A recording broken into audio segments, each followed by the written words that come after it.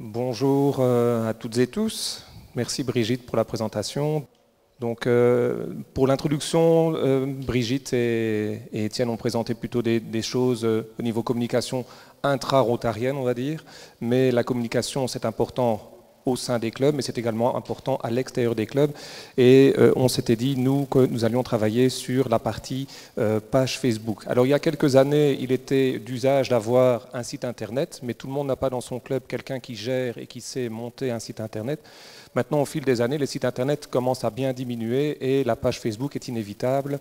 Et donc, on pourra plus facilement mettre en place une page Facebook. Alors, notre propos va se diviser en deux parties, donc on fait à deux voix. Dans un premier temps, Marie-France va vous présenter un constat plutôt chiffré, donc de l'importance des médias sociaux et surtout d'une page Facebook en action. Et c'est pour ça que je vais passer la parole directement à Marie-France qui va vous expliquer ce constat chiffré. Merci Olivier. Bonjour à tous.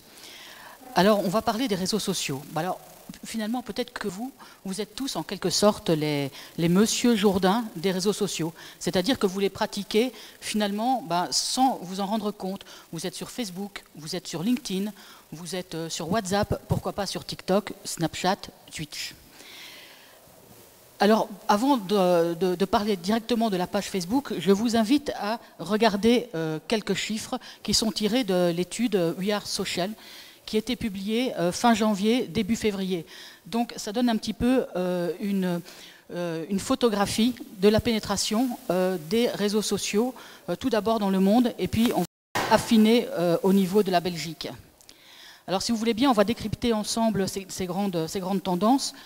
Alors, la planète compte 4 milliards 620 millions d'utilisateurs de médias sociaux dans le monde, et c'est un chiffre qui est arrêté en fait en janvier de cette année-ci. Alors, si on reporte ce chiffre à l'échelle de notre pays, voilà, vous voyez ici, à l'échelle de notre pays, sur les 11 650 000 Belges, 9 500 000 sont actifs sur les réseaux sociaux. C'est 81,7% des Belges qui sont sur les réseaux sociaux et donc qui les utilisent quasiment au quotidien. Alors, par rapport à 2021, donc l'année dernière, cela représente une progression de 7,8%. Donc on voit que les réseaux sociaux sont vraiment toujours en plein essor, certains plus que d'autres, comme par exemple Instagram, qui progresse de plusieurs pourcents chaque année. Instagram est très intéressant.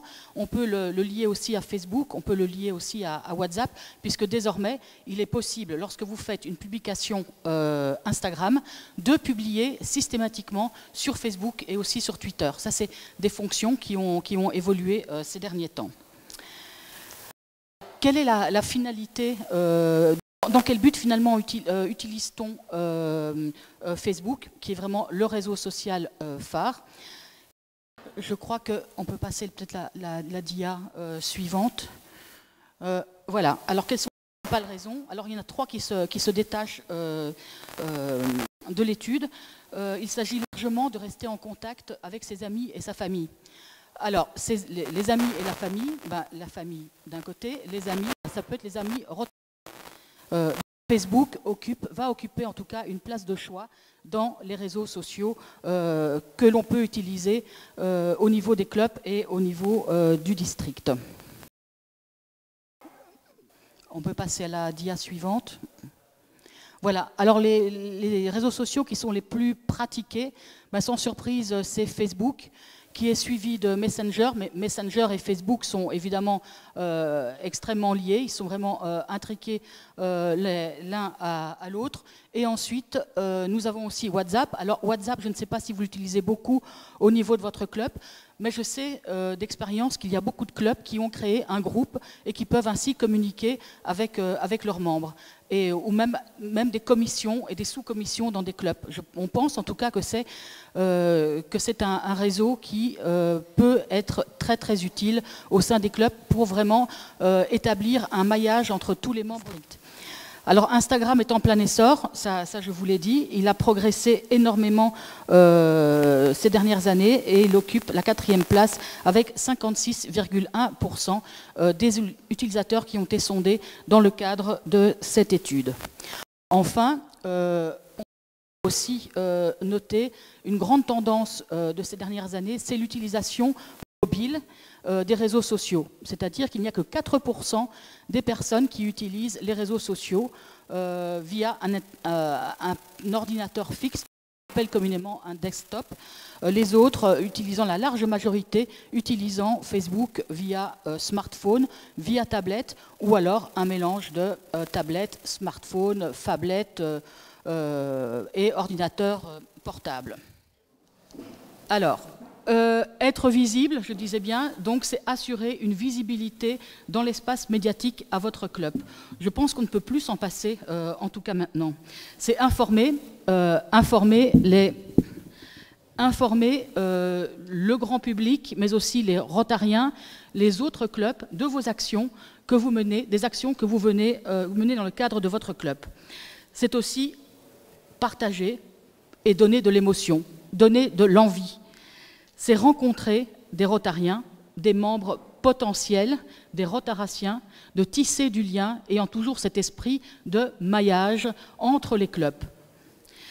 C'est aussi générer du trafic, et ça peut être aussi remercier les membres qui se sont affichés dans des actions. Ça peut être remercier des sponsors qui ont aidé, qui ont parrainé les actions de notre club. C'est mettre en valeur les partenaires et c'est mettre en valeur aussi les membres du club.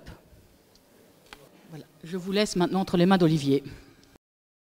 Ici, en fait, on a fait cette partie chiffrée pour bien asseoir donc justement cette importance d'être présent sur Facebook.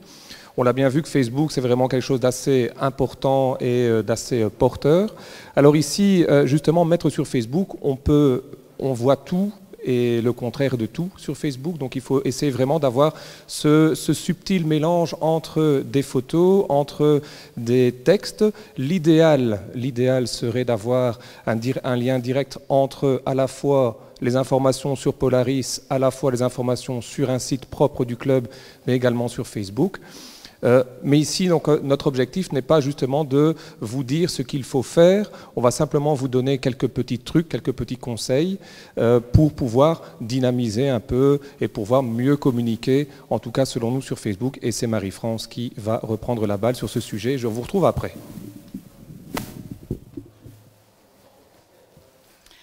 Merci Olivier.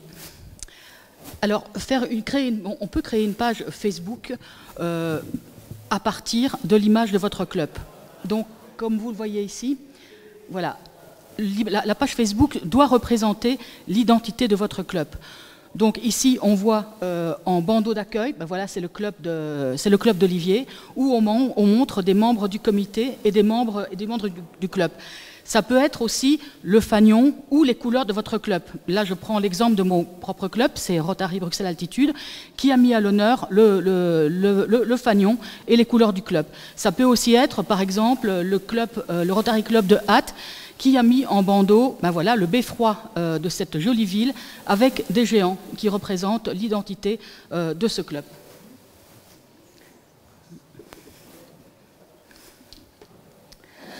Alors Brigitte a déjà abordé ce sujet. Que doit-on mettre, ou surtout ne pas mettre sur des pages Facebook? Voilà, c'est surtout bannir les photos de joyeux rotariens en train de faire un gueuleton ou de boire. Parce que voilà, ça renvoie un petit peu au Rotary de l'ancien monde. Maintenant, ce qu'on doit plutôt faire, c'est montrer le Rotary qui soit en action.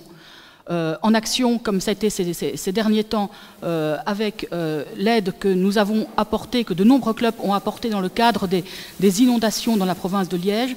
Ça peut être des aides dans le cadre du Covid, où il y a vraiment eu des élans qui se sont manifestés dans tous les clubs de Wallonie, et on a pu relayer des photos de Rotariens qui sont sur le terrain. Ça peut être au niveau du conflit qui se déroule en Ukraine. Voilà. Je repasse le micro à notre ami Olivier. Alors ici, on va aborder plutôt une partie plutôt plus dynamisante au niveau de la page Facebook. Au niveau de son administration, la page Facebook, on propose éventuellement d'avoir au minimum 3 modérateurs de la page Facebook. Essentiellement, on vous propose d'avoir par exemple les membres de la commission images publiques qui pourraient être chacun et chacune modérateur de cette page. Alors vous me direz, oui mais il y a la personne qui va confectionner et qui va dresser cette page et les personnes qui vont l'alimenter. Vous allez me dire si on est 3, si on est 5, ça peut être un peu plus compliqué. Mais il y a donc justement un outil intéressant. C'est un outil donc de programmation de publication. Lorsque vous allez en fait dans l'administration, je ne le vois plus en face, Benoît. Si, l'administration, on a sur le côté, dans les paramètres, il y a une partie de publication. Et dans les publications, il y a, justement, on peut programmer. Et admettons, dans un club, une personne se dit, ben, tiens, je suis allé rendre visite ou participer à telle ou telle activité et je vais déjà programmer quelque chose. On peut donc le programmer avec une date et une heure, et comme ça les autres personnes qui sont administrateurs ou administratrices de la page Facebook le voient. Ce qui ne fait donc pas doublon. C'est un peu dommage de pouvoir avoir justement ce doublon et d'avoir 2 publications. Sur Facebook, il faut vraiment faire attention, quand on publie, c'est quasi instantané. Surtout s'il y a beaucoup de personnes qui partagent, beaucoup de personnes qui sont connectées ou abonnées à votre page, ben, ça peut faire un effet boule de neige. Je vais le dire pour mon club, on a l'occasion d'avoir Hervé qui est venu nous rendre visite, on a fait une photo, on lui a envoyé une photo de la remise du fanion, il l'a mise sur la page Facebook de son club, partagée avec la nôtre, et on a fait ça fait un effet boule de neige assez rapide. Donc, le fait d'avoir fait ça, une personne s'était dite, on va le faire, et on m'entend mieux là, on va le faire, c'est un petit outil de gestion assez sympa. Alors, 3 petits conseils aussi, ne faites pas des publications à rallonge, donc les phrases d'accroche, c'est toujours bien mieux. Utilisez aussi donc, des bonnes illustrations, je ne vais pas citer un célèbre journal qui dit le poids des mots, le choc des photos. Donc une image vaut 1000 mots, dit-on ici.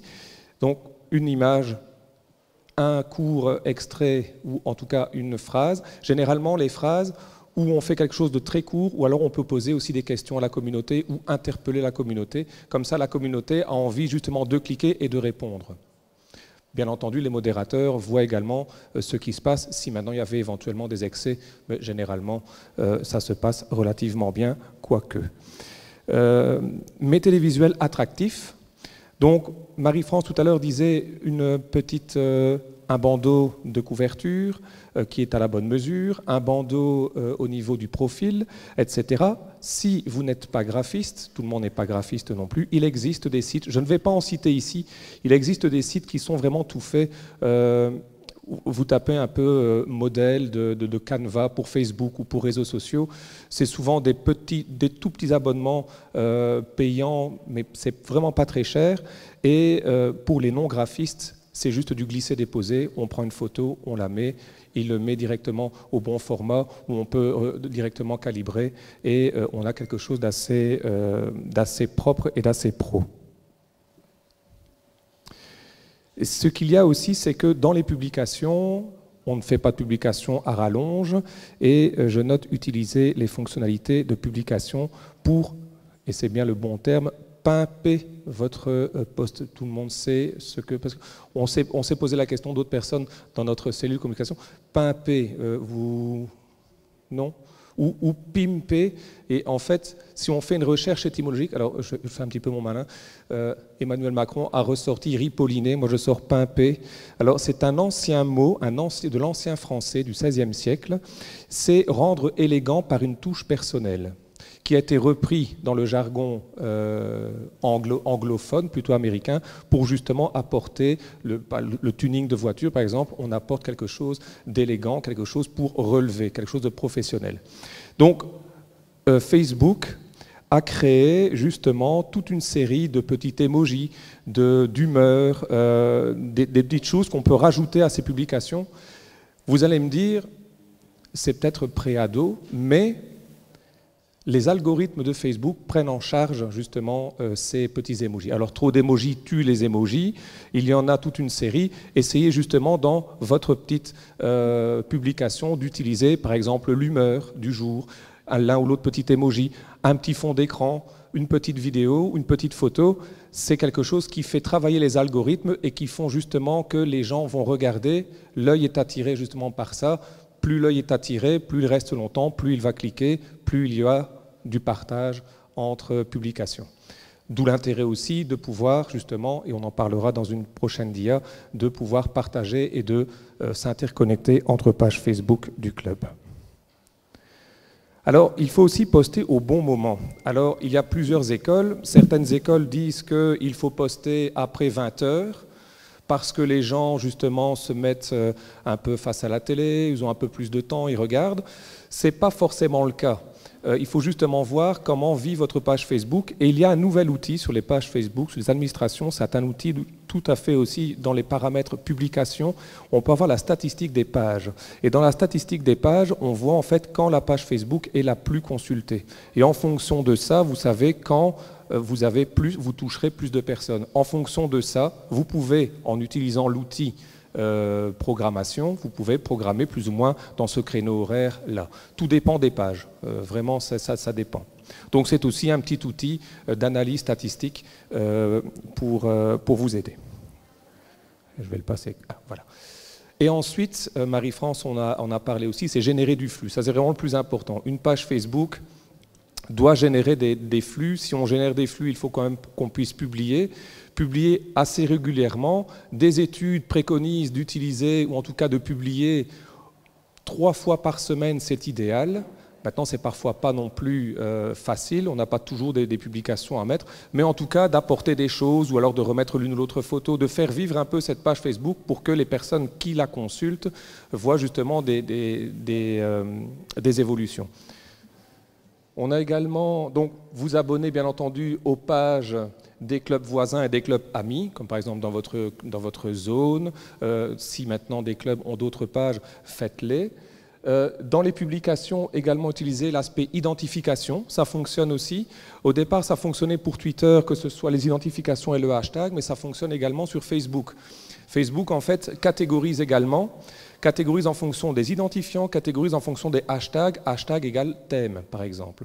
Donc, lorsque vous faites une publication, on vous propose justement de citer l'arrobase et le nom de la page du club, d'où l'importance aussi, lorsque vous faites et lorsque vous créez votre page Facebook, d'avoir un nom et de bien paramétrer le nom de votre page. Normalement, c'est www.facebook.com/ et c'est un numéro. Vous pouvez, dans les paramètres, je ne l'ai pas noté ici, mais je vous le dis, ça me vient ici en tête, d'avoir le mot, par exemple, RC, le nom de votre club.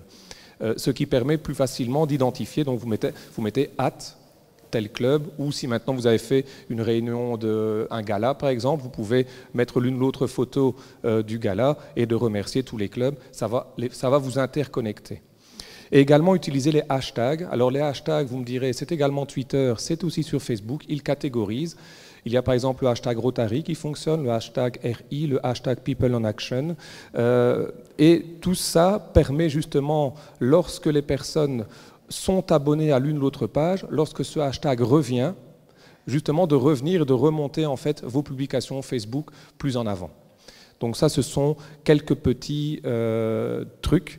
J'en ai en tout cas terminé ici pour ces petites choses techniques.